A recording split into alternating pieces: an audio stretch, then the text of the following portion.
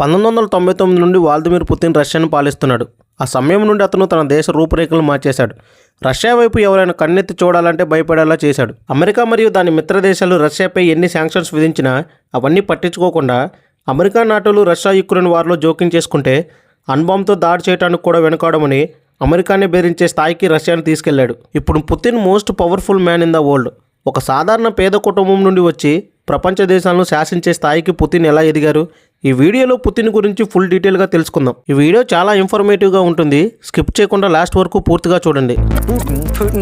Vladimir Putin, 17 years and the most powerful man in the world.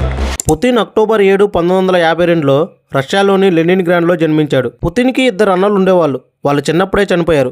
Putin తాత Vladimir Lenin మరియు Joseph స్టాలిన్లకు personal cook. Putin తల్లి factory worker మరియు అతని తండ్రి 1930లో నేవీలో పనిచేసేవాడు. పుతిన్ది చాలా పూర్ ఫ్యామిలీ.